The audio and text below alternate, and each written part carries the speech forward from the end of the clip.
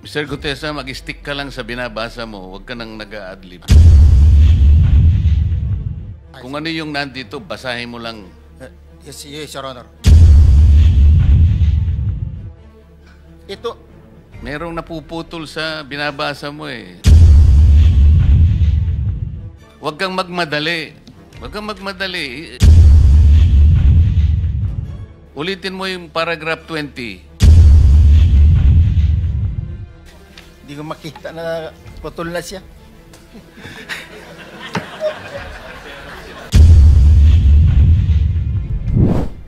Thank you, Mr. Chair.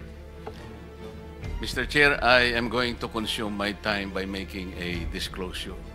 Kahapon po, mga pasado po, 2:00 ng hapon, tumawag po sa akin si former Congressman Mike Defensor. Tinanong ko po kung ano ang kailangan niya. Meron daw pong isang tao na matagal na po niya kung gustong kausapin para sa isang paglalahad ng kanyang nalalaman tungkol po sa ating iniimbestiga sa committee ito. Sabi ko, madali ba yan? Kasi meron kaming session, mag-uumpisa yun ng 3:00. Sandali lang ito, sabi niya, kasi nandito lang naman kami rito sa may Golden China. Ito pong restaurant malapit sa atin. Mga 5 minuto lang po siguro mararating natin. So ako po ay nagparaya at pinuntahan ko kung sino yung sinasabi niyang tao. Kasi po meron na raw po siyang draft na salaysay na kung gusto ko raw pong makita. So Mr. Chair, ako po ay nagpaunlak para makita kung talagang meron ngang ganung tao at meron nga siyang gustong isalaysay. Nakita ko po yung tao at pinabasa niya po sa akin yung isang salaysay na nakaporma na po. Binasa ko po. Yun pong salaysay na yun ay nagsasabi ng kanyang pagkalungkot at siguro pagkabahala, sabi niya, na bakit nangyayari sa ating bansa ito. At nalulungkot siya, Mr. Chair, sapagkat meron siyang partisipasyon doon eh. At nung makita ko ang kabuuan ng kanyang salaysay, meron po siyang personal na kaalaman para ikonekta si Representative Saldico kay former Speaker Martin Romualdez. Sabi ko, hindi ako pwedeng magtagal, nabasa ko na ito, hahabol ako sa aming sesyon 3:00. Pero kung talagang ikaw ay voluntaryo mong gustong gawin yan, sang-ayon sa iyong nilalahad dito, di sige, i-finalize mo yan. At gusto ko, ipanotaryo mo sapagkat hindi po pwedeng hindi notaryado yan.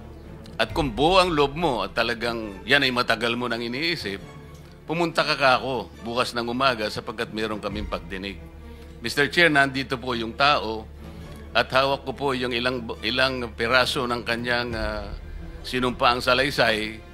Kung po pwede po sana natin siyang tawagin ngayon, para ngayon siya po ang mismo maglahad ng kanyang salaysay sa ating gitna. Okay, you may call him.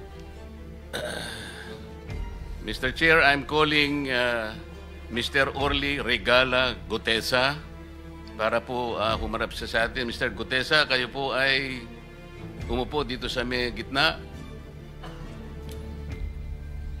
Pakibigyan mo ng copy si Mr. Chair.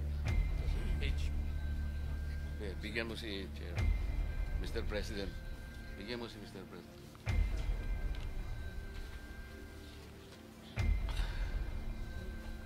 Manatili ka muna nakatayo kasi nunumpa ka.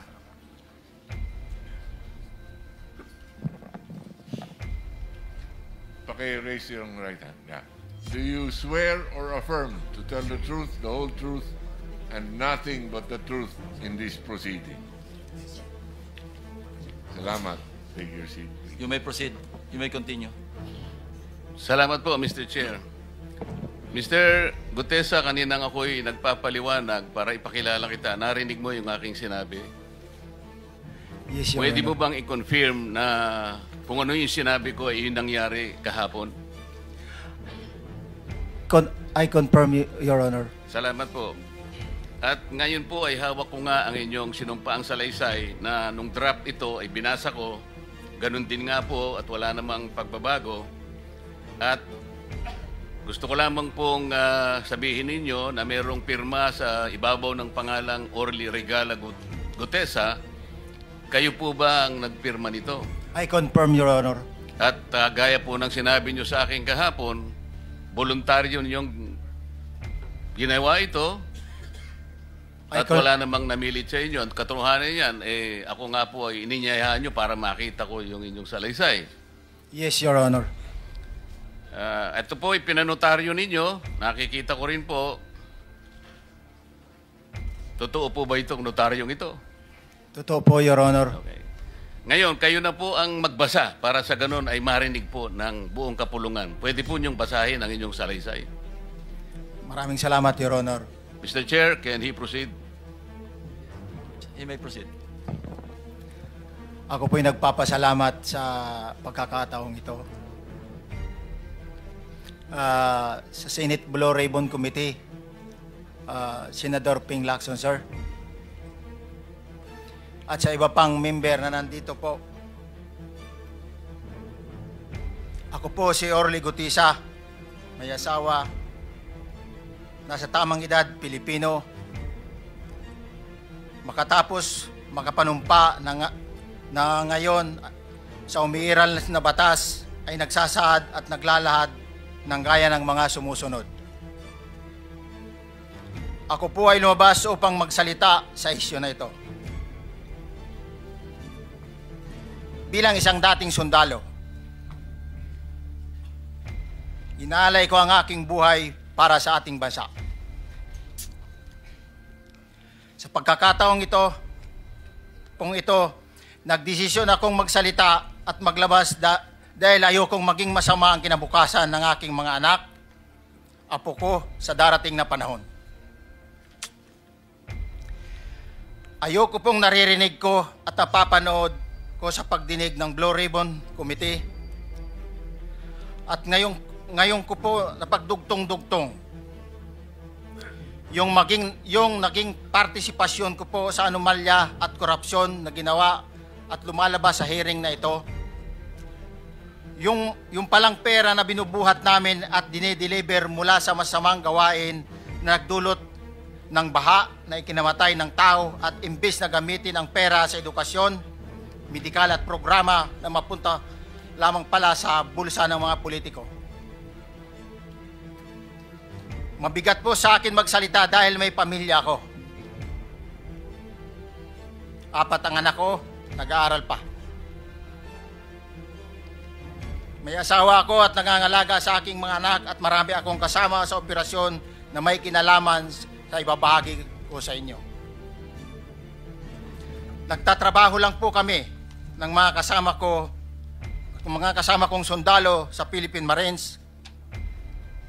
Huwag sana isipin na aking mga kasama na nagtatraidor ako. Ako sa aming trabaho at pinagsamahan dahil pare-parehas kaming may pamilya at gusto lang naman naming ayusin ang kinabukasan ng bawat isa. Wala akong iniisip na kapahamakan para sa kanila, bagkus ang gusto ko lang maayos ang kinabukasan ng bayan at lahat kami. Noong December 5, 2004, na-hire ako bilang security consultant sa Ako Bicol Party List or AKB kay Congressman Saldico.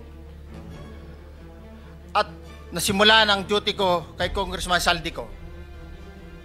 Bawat umaga, nagre-report ako sa BGC sa Horizon, sa Bonifacio Global City, kung saan nakatira si Kong Saldico.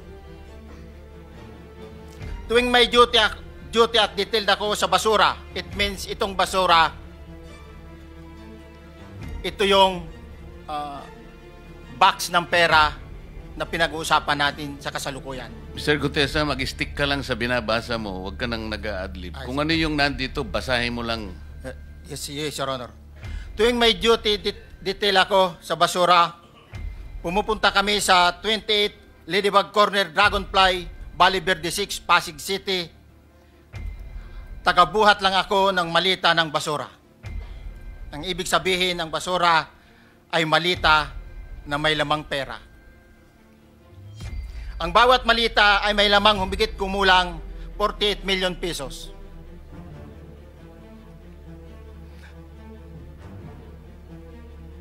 Ang bawat malita ay may post-it na nakadikit na nakasaad kung magkano ang laman ng bawat malita. Tuwing may duty detail sa basura, may pumupunta na tao na magde-deliver ng basura at nire-receive ni John Paul Estrada at Mark Tiksay. Ang mga executive assistant ni Congressman Saldico at sila ang mga detailed sa mga ganyang activities.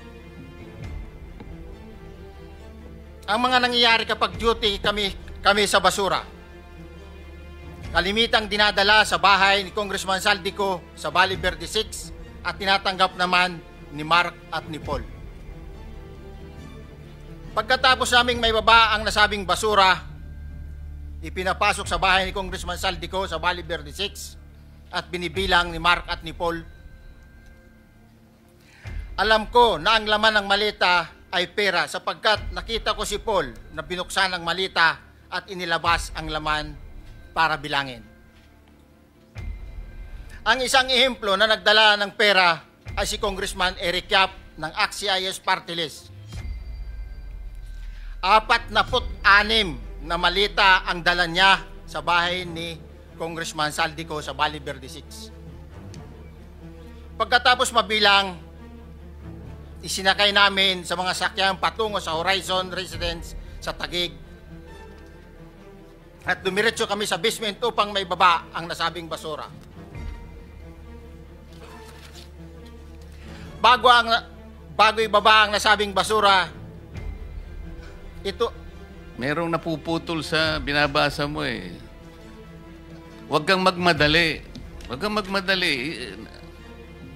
Naputol na. Ulitin mo yung paragraph 20. Hindi ko makita na putol na siya.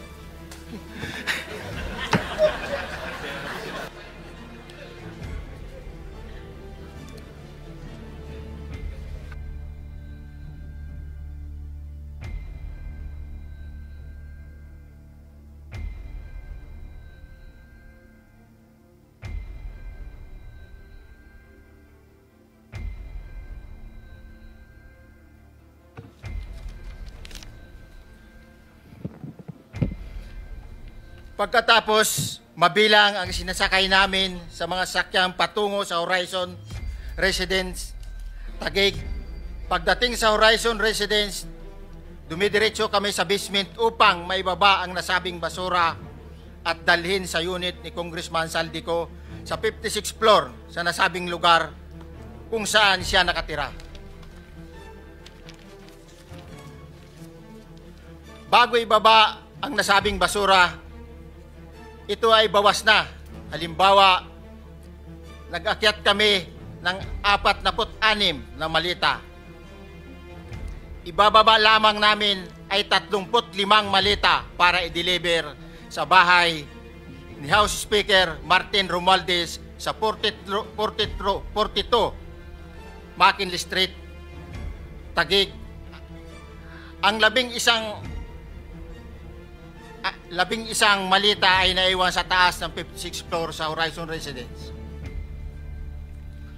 Humigit kumulang 3 beses ako mismo ang nag-deliver ng basura sa bahay ni Congressman Saldico sa Horizon Residence at sa mga bahay ni Speaker Romualdez sa 42 McKinley Street, Taguig. Mas maraming pagkakataon na nagde-deliver kami ng basura sa bahay ni Speaker Romualdez at sa bahay ni Congressman Saldico dahil iba-iba kaming mga nakadetailed na close-in, backup at advance party na nagkakaroon ng rotation.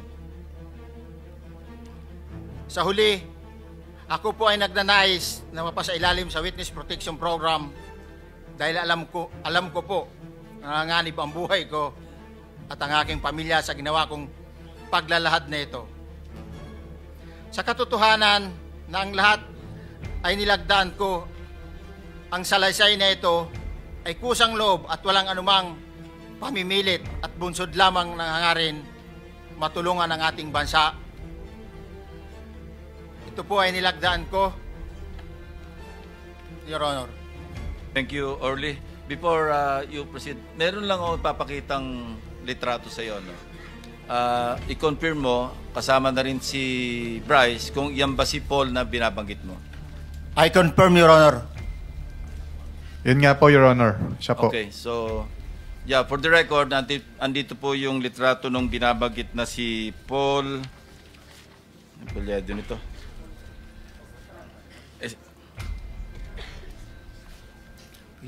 John Paul Estrada, di ba?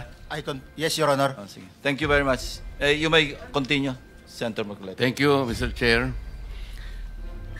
Mr. Gutesa, dito sa iyong paglalahad ay gumawa ka ng isang paghalimbawa.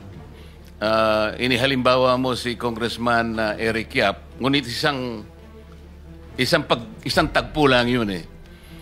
Ikaw ay na-hire ni Representative Saldico, sabi mo rito, ay December 5, 2024 pa.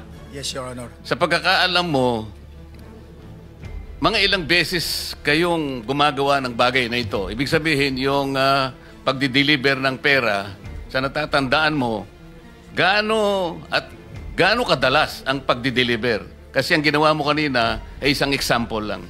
Pwede mo bang ipaliwanag? Your Honor, minsan kasi pag-duty kami,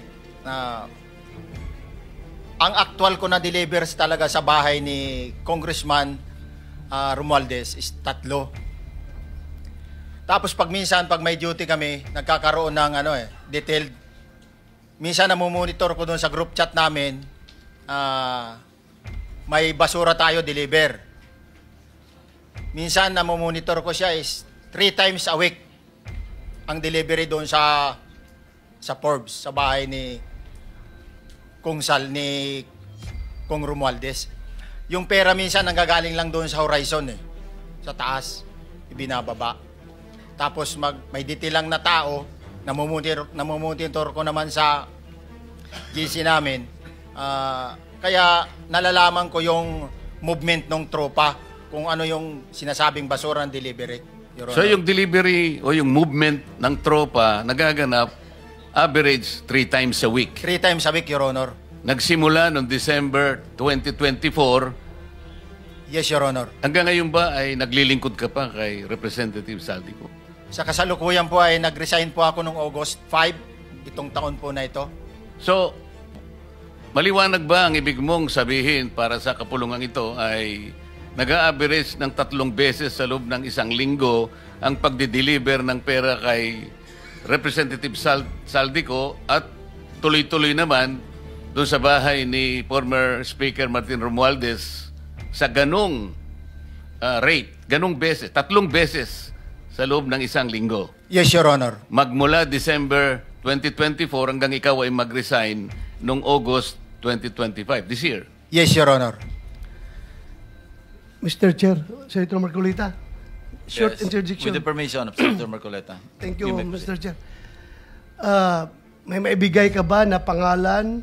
Kasi ang sinasabi mo lang ngayon, as far as you're concerned, during ikaw ay nagdo-duty, nagro-rotation basis yung duty.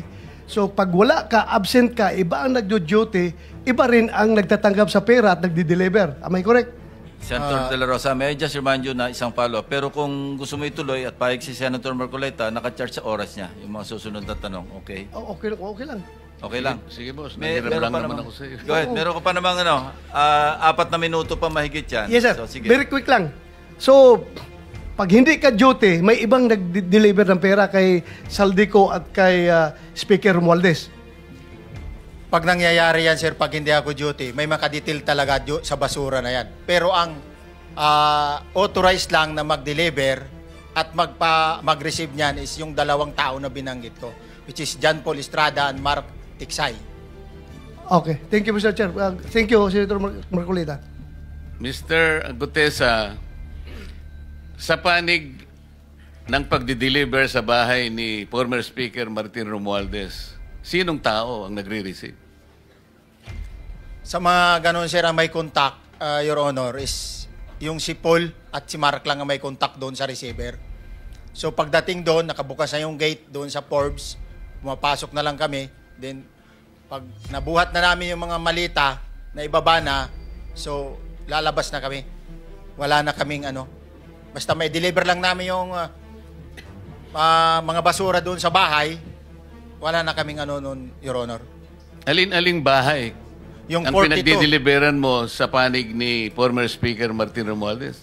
Yes, Your Honor, yung 42, yung dito sa may Forbes Park. Yun lang? Wala nang iba? Mayroon pa yung bagong nakaraan doon sa 19 Nara, yung dating bahay ni Michael Yang. Sa pagkakatanda mo, mayroon pang ibang lugar na kung saan nagdi-deliver kayo? Sa Aguado, sa dyan sa Malacanang. Aguado? Excuse me, Senator Marcoleta. Sino Michael Yang? Yung dating sa Pugo yata yon, Sa? yung dating sa Pugo.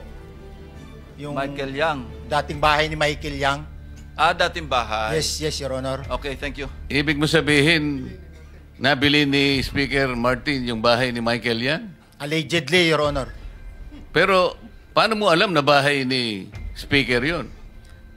Kasi doon na nagde-deliver yung tropa nung hindi na nagde-deliver doon sa 42, Your Honor.